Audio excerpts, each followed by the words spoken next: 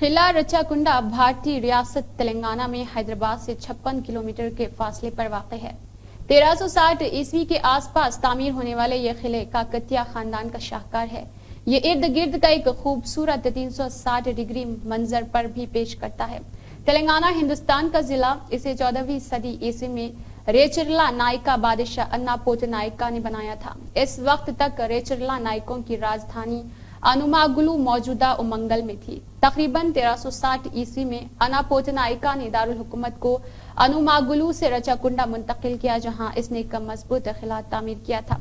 अन्नापोत नायका ने इंतजामी सहूलत के लिए मुमलिकत को 2 हिस्सों में तकसीम कर दिया और इसके भाई मदनायका ने देवराकुंडा से हुकूमत की। देवराकुंडा रचाकुंडा का ताबे था। रेचरला नायकों ने 1340 ईस्वी में रचाकुंडा का कंट्रोल बहमनों के हाथ से खो दिया, लेकिन 1475 देवराकुंडा पर काबिज रहे, जब रेचरला सल्तनत आखिरकार खत्म हो गई और वो बहमनी विजयनगरा बादशाहत के दरबार में शामिल हो गई। यह हैदराबाद से सिर्फ 70 किलोमीटर दूर समस्थान नारायणपुर मंडल यादाद्री भुवनगिर जिला में वाक़ है। चोटुपल तक हाईवे को लेकर वहां से डाइवर्शन लेना पड़ता है और रचाकुंडा तक पहुंचने के लिए मजीद 25 किलोमीटर का सफर तय करना पड़ता है। दूसरा मुतबादिल ये है कि नागार्जुना सागर हाईवे को इख्तियार करे और इब्राहिमपट्टनम से मोड़ ले। ये एक छोटा रास्ता है और एलबी नगर से 45 किलोमीटर दूर है। रचाकुंडा का किला रेचरला संगा मनाया के बेटे रेचरला अन्नापोता नायका ने तामीर किया था, जो काकतिया बादशाह प्रताप रुद्रा का कमान रहा था। यह किला 1360 ईस्वी के आसपास तामीर किया गया था।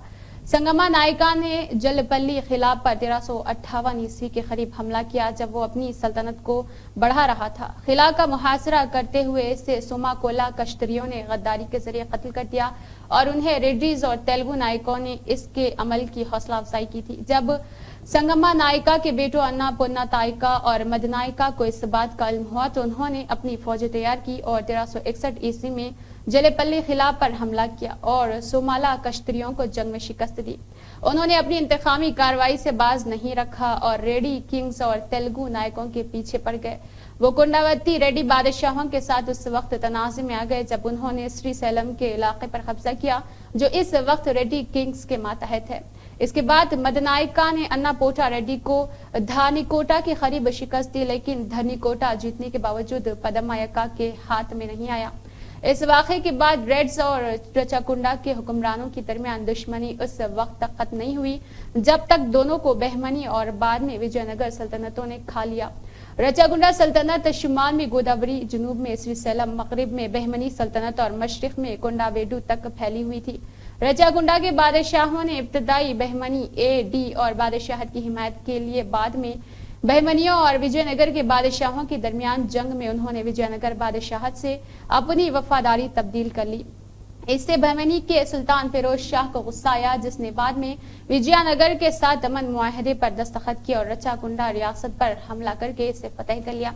1433 तक रचाकुंडा के बादशाहों के कब्जे में सिर्फ चंद किले रह गए। रचाकुंडा के बादशाहों ने भर अड़ीसा के कलपुश गजपति से मदद तलब की और इससे बड़ी रकम का वादा भी लिया। इसने अपने बेटे हमूवीरा देव को मुसलमानों में अंबर राय के नाम से जाना जाता है। इसको एक बड़ी फौज के साथ रचाकुंडा के बादशाहों की मदद के लिए भेजा।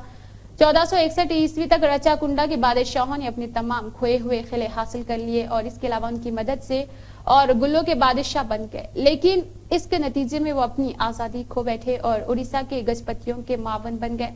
निजाम शाह के मातहत बहमनी सल्तनत 1475 ईस्वी में ओवर ग्लो पर दोबारा हमला किया और सल्तनत को सुल्तान ने अपने साथ मिला लिया। इस तरह रचाकुंडा सल्तनत की इब्तिदा 1350-60 ईस्वी में हुई और बिल आखिर 1475 ईस्वी में बहमनियों ने इसे हड़प लिया। रचाकुंडा और देवराकुंडा बादशाहों ने कुछ अरसे के लिए बहमनी सुल्तान की, कुछ अरसे के लिए विजयनगर के बादशाहों की और कुछ अरसे के लिए उड़ीसा के गजपतियों की हिमायत की और अपने अपने दुश्मनों से लड़ने लगे।